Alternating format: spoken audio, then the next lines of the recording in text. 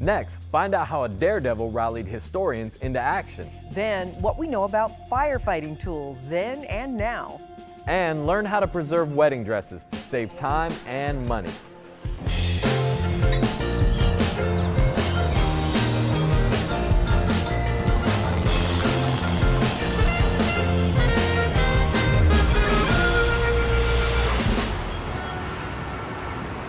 Support for Columbus Neighborhoods is provided by At American Electric Power, we've been proud sponsors of WOSU Public Media for many years and strong supporters of our headquarters city here in Columbus, both downtown and in neighborhoods like yours. State Auto Insurance Companies, transforming to become a digital provider of auto, home, and business insurance. And for nearly 100 years, committed to the people and neighborhoods of Central Ohio. State Auto. The Columbus Foundation. Smart philanthropy for a smart city. ColumbusFoundation.org. Bailey Cavalieri. Your relationship with your law firm doesn't need to be complicated. It just needs to be right. CODA. Keeps our community moving forward. Falgren Moortine Marketing and Communications. Think wider. Ohio Health focuses on you and your family with a mission to improve the health of our communities. Women in Philanthropy at Ohio State, changing lives by giving together.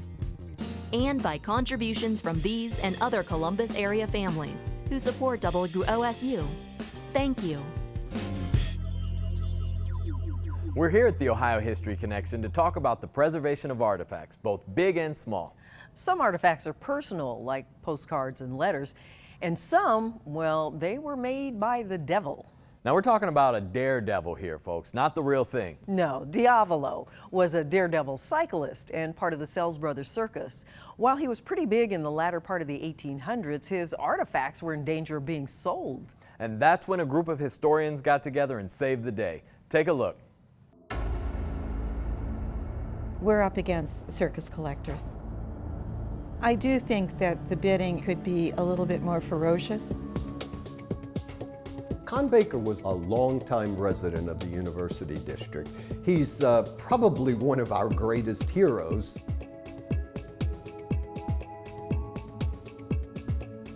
He rode as a trick bicycle rider, and he rode in a costume called the Great Diavolo. He rode as the devil.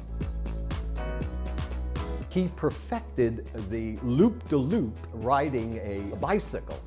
He linked up with various circuses and traveled the world and then spent the rest of his life painting. All of this stuff was in the cabin. The cabin was eventually sold to a private owner, but the family took many of the collections and pieces, and that seems to be what's on auction right now. We feel it's significant just because it's a story in Columbus that a number of people know about, but very few people have ever seen anything tangible from it. Yes or no? I'm ambivalent. So. To me, it's a no. Yeah, fine. We've gathered together at a very early morning, the day of the auction, to actually look through all of the lots that are coming up to make sure that we're not accidentally outbidding each other. So we've called those people who we think we're bidding. Some of them we're just going to be purchasing probably for the very reason we are, to save something. You have this one on your list, Angela, which would be 3165. We invited the library to come down so we could actually look through everything together and had time to talk about it. Our goal at Columbus Metropolitan Library in the Local History and Genealogy Division is to collect and preserve materials relating to Columbus and Central Ohio history. So when we heard about the Con Baker auction, we were really interested in making sure that at least some of these materials were able to stay accessible to the public, so they didn't fall in private hands and be unavailable for future researchers and historians. I think we can figure out your stuff easiest, right? Probably. When we have collections like this come up of this significance and this size, we often will get together and talk through what organization is the most appropriate for the material to go to. So at the library, for example, we focus on two-dimensional materials, documents, photographs. Any three-dimensional material is outside our scope, but we know that the folks at the Ohio History Connection, for example, have the resources and the expertise to care for those kinds of collections. This is the one where they lent the horns for a costume party and they never got them back. But the costume is high on our list. It'd be nice to keep kind of the physical items together, so like the bike, Absolutely. the costume, his trunks, kind of like a complete exhibit. 3162 is what we want to try, the Grand Circus poster. We've had a number of developers in the area step up, private citizens who within 48 hours put in money. So I think it shows that push or shove, we may be in a highly interesting times with development and a lot of our history seems to be sort of eroding. But progress goes on, but people still care about history.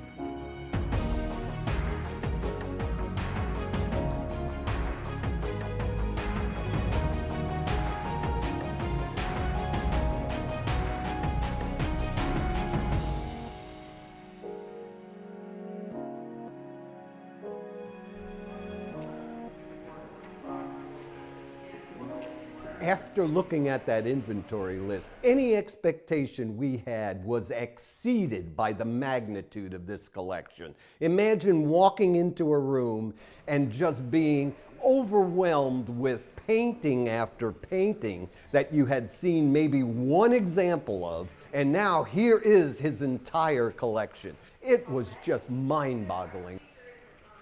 Did he take a spill or did he take a shot to the heart?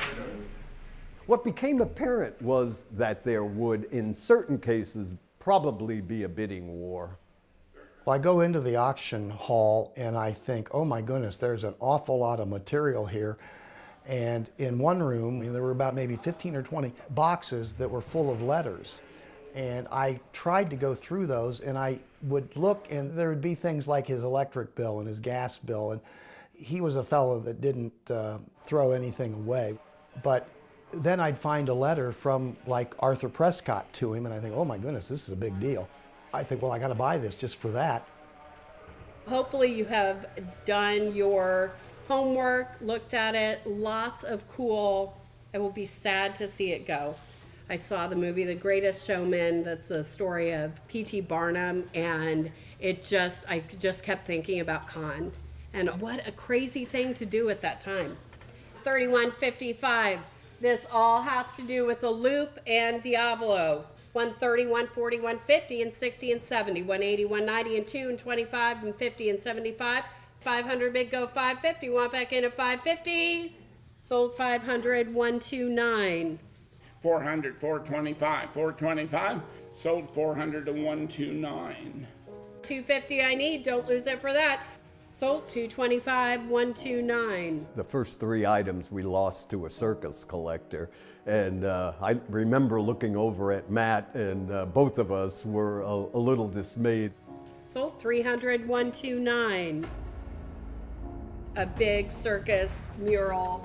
275 and 300 and 300 down. 3 do you want back in at 3 and 300 where? 270. Finally, we won an item. Sold 136. We felt after that everything was going to work out. Sold 650, 136. Sold 136. This is the coolest thing of all. J.C. Carter Diavolo costume with the accompanying photos. You'll never find this again. 400, 425, 450, 500, 550, 600, 600 where? We were kind of up against a formidable opponent on some of the items. 1050, 11, 1150, 12. The hot item during the auction was definitely the Diavolo costume. 18, 19, 2020. I was holding out on a couple other items for this big purchase. 23, your turn again. 2300, 24, 25. That one did escape us. Sold 2400 to 129. But I think we ended up getting some unique things, including Mr. Baker's bicycle. We got a trunk that Mr. Baker traveled with, and it has stickers from all over the world. We got the drawings for the Loop, which I think is one of the more unique items. I'm afraid to touch anything. We were so excited about the extent of what we had acquired in the collection that we decided to have a viewing party. And we invited members of the community, Columbus Public Library, our donors, and also a circus collector by the name of Fred Fenning. Should you ever want to part with that one, we would, God love it. I might. Seriously? Yeah. One of the things that I've gotten from this collection is it feel like I've gotten to know Con Baker. I'm hopeful that in the next few years I'm going to write an article about this. I've got a lot of research to do. We're always interested in having family members talk to us before materials go to auction so that we can have some of those conversations and at least get a digital image. We're excited about this collection, and we're also excited about the potential of having an exhibit.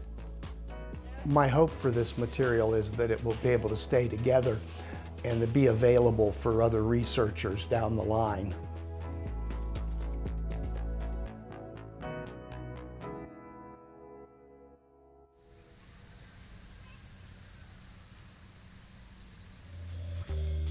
Next, tools to fight fires, how they've changed with the times. And saving that special dress for generations to come. You can learn a lot from artifacts here at the Ohio History Connection. For example, this horse-drawn steam pumper.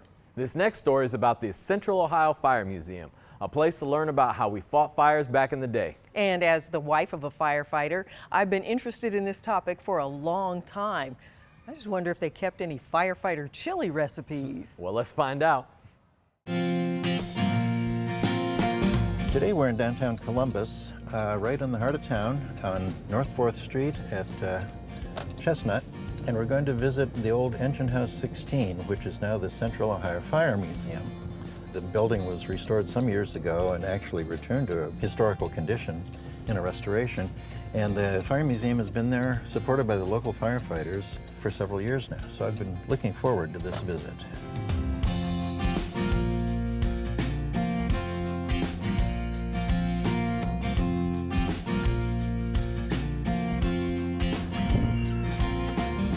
Hi, Bill. Hello, Jeff. How you Good to see been? you. Fine, thanks. Good to see you. You ready yeah. for your tour today? Yes, I am. I've been wanting to come and see this building, and Well, we've been here waiting on you, Well, so we're in good shape. well, tell me about the building. I mean, it's obviously a historic place. Been around a long time. Well, this is an ex-Columbus fire station built in 1908, and in 1908, all the apparatus in the city of Columbus was horse-drawn. Trucks and motorized vehicles were just starting to come on the scene in the public, but generally hadn't crossed over to the fire service yet. Okay. So at the time this station opened, it had 10 horses to pull the various apparatus in the station and serve the central part of downtown Columbus. Columbus has a significant place in history in that we were the 4th paid fire department in the entire United States. I didn't So know we that. were on the early edge of modernization as opposed to the East Coast was hanging on to the old volunteer firefighters. Rather than the professional. Rather than moving Okay, into the okay. stuff. So Well, I noticed the walls here are all a glazed white tile. this is one of the earliest examples in Columbus of a glazed brick. And the glazed brick served two functions. One, being white, it reflected the light because it was dark Right. in here initially, it just had gas lights. And being non-porous, it didn't absorb early on the coal dust from the boiler in the station, the coal dust from the steamer, and then later on the diesel dust from the diesel apparatus. Well, it's definitely a great building, but I can tell there's all kinds of interesting stuff in it too. So can we start a tour? Let's start it off and get you entertained. Oh, sounds good to me. This is a sample of a hand-drawn hook and ladder that weighs 2,000 pounds and was pulled by people to the fire. So very, very heavy and a lot of manpower required. Oh boy, it sure was. Now I'm going to do something special that we don't hardly let anybody ever do. We're going to let you ring the bell. Once the station got electricity, now we have boxes on telephone poles around the city that you pull. You don't need to run to the fire station and yell fire. So what we're going to do, we're going to open up this box. This is called a Gamewell fire alarm box. And I'm going to have you ring the bell. And this key right here is what you press, and that'll activate the bell in the station and alert the fireman to a fire. So go ahead and push the bell and let's see what happens.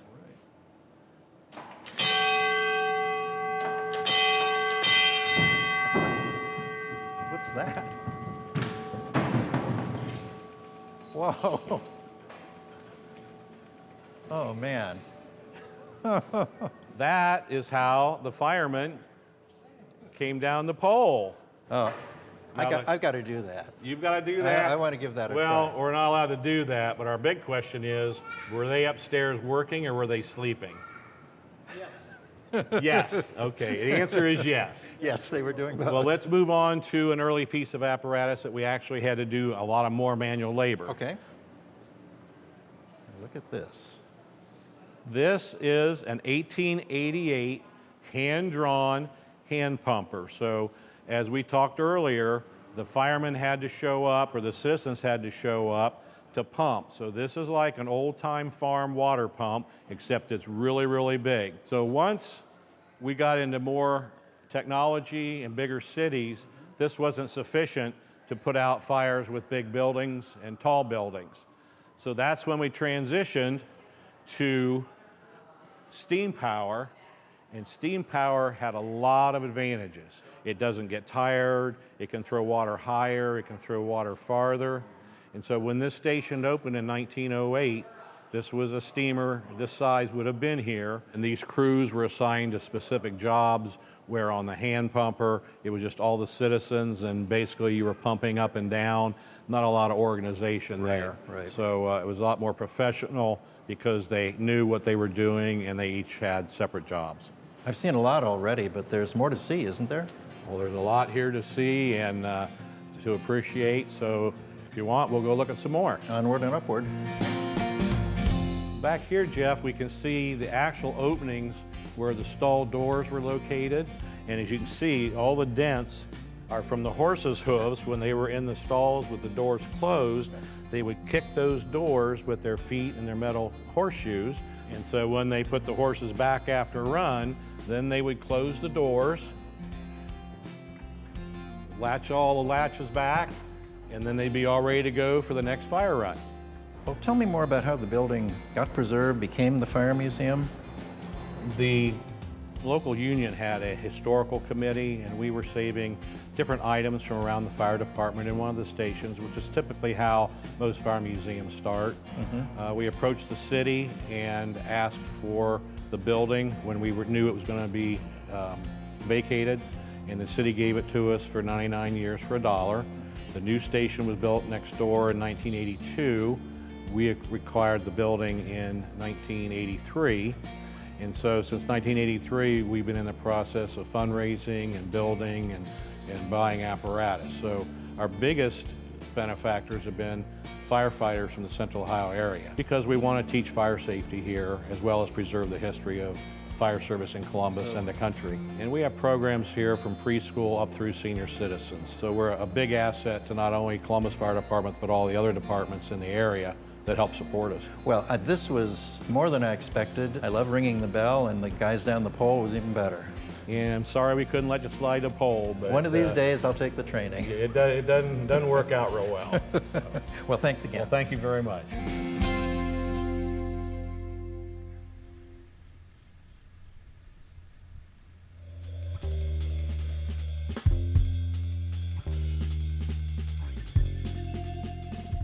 This next story caught me by surprise. Wedding dresses are now being preserved as carefully as museum artifacts, with special boxes and paper and stuff. I mean, who knew? Of course they are.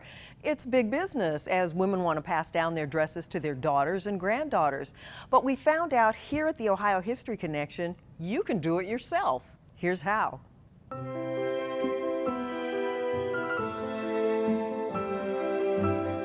So Becky, today we wanted to talk about how to preserve your wedding dress on your own.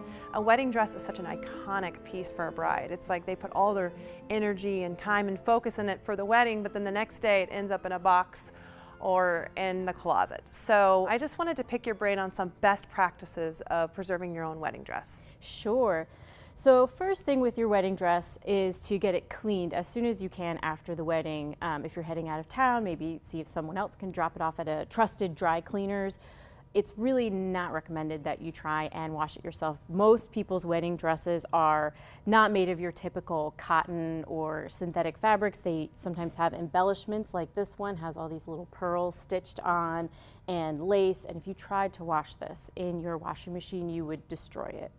So you really want to make sure you get it into the hands of a professional dry cleaner. Okay, yeah, and we actually borrowed this from Ohio Thrift. So I don't have any idea of the background of this dress, but just kind of looking at it, what types of initial things besides the cleaning would you think would need to be done for this dress to get it preserved as soon as possible? Clearly this has just been hung on a hanger and probably tucked in a closet somewhere, so the top part is in fairly good condition, but you can see all of the wrinkles that are in the skirt and in the train. So getting your dress into a great storage situation will help prevent those wrinkles from forming. Perfect. Now you have some things over here, I think, that are ways that you could preserve it. So why don't you walk us through some of these things that you use to preserve the wedding dress? Sure. Well, depending on the type of space you have, there's two different ways to store a wedding dress. One is on a hanger, and if you do want to hang it, we recommend that you use padded hangers like you see up front there. Right. It's just a regular hanger, and then we've wrapped it in foam and then created this nice cotton muslin casing for it. And so this will just keep the wedding dress from getting any of those nasty little hanger marks in the shoulders. Right, that makes sense. Now, if your dress if it's longer, if it has a lot of weight to the skirt, if it has a long train, when you wear the dress, your hips and waist support that weight. But when you put it on a hanger, all of that weight is going to be in the shoulders, which is going to cause it to stretch. It can cause damage, it can cause it to become misshapen. So if you do want to hang it, you want to provide extra support for the skirt and the train. The best thing to use, this is called fabric tape. You can buy it at most stores. It's just a cotton tape, almost like a twill tape. And essentially what you want to do is create suspenders for your skirt. You double over the tape, figure out how long it needs to be so that you can stitch it right into the hemline, and it'll go up over the hanger and it'll support the weight of that skirt. You want to put two in there, one on each side seam. Perfect. And now over here, I actually have my wedding dress that I got preserved years ago, and so I sent it in. They professionally did it. They locked it up in this box. But when you do it on your own, how do you do that? Because I don't have that technology at home. Right. So the best thing to do is to get an acid-free box for it. These are textile boxes. You can get them from a number of different places. When you go to put the dress, especially a dress like this one, into a textile box, what you really want to make sure you do is fold it very carefully and then try and prevent those folds from becoming permanent creases like we have here. You can see a big permanent crease here. So the key is to lay the dress out flat, and then as you fold, use acid-free tissue paper, which usually comes with these boxes. So you just take the tissue paper and just crumple it. I can do that.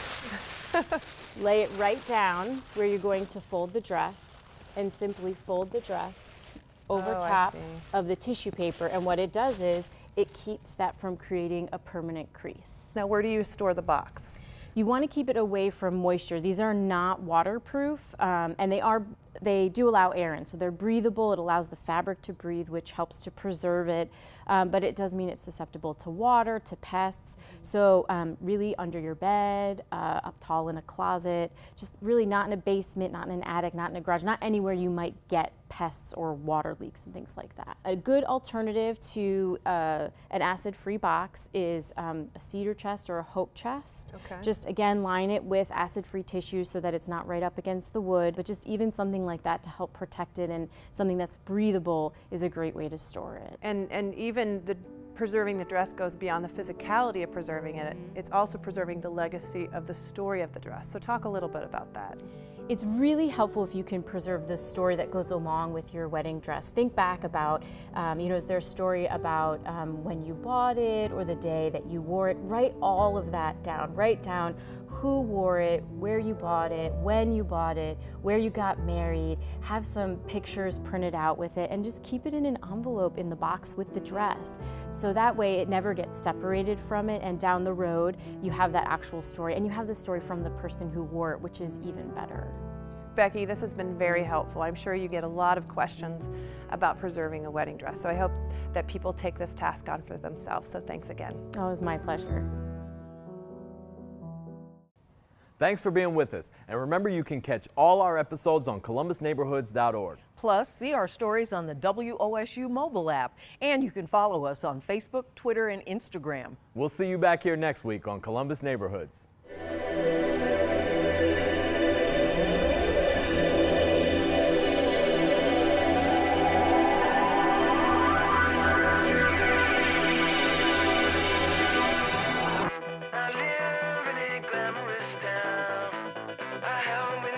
Sights and the sounds. In the nephew limo, I see the women arrive. They all dress the same, and that's what I like. Yeah, I live in a glamorous town. Support for Columbus Neighborhoods is provided by At American Electric Power, we've been proud sponsors of WOSU Public Media for many years and strong supporters of our headquarters city here in Columbus, both downtown and in neighborhoods like yours. State Auto Insurance Companies, transforming to become a digital provider of auto, home, and business insurance. And for nearly 100 years, committed to the people and neighborhoods of Central Ohio. State Auto. The Columbus Foundation, smart philanthropy for a smart city. ColumbusFoundation.org. Bailey Cavalieri, your relationship with your law firm doesn't need to be complicated, it just needs to be right. CODA keeps our community moving forward. Falgren Moortime Marketing and Communications. Think wider. Ohio Health focuses on you and your family with a mission to improve the health of our communities. Women in Philanthropy at Ohio State, changing lives by giving together. And by contributions from these and other Columbus area families who support WOSU. Thank you.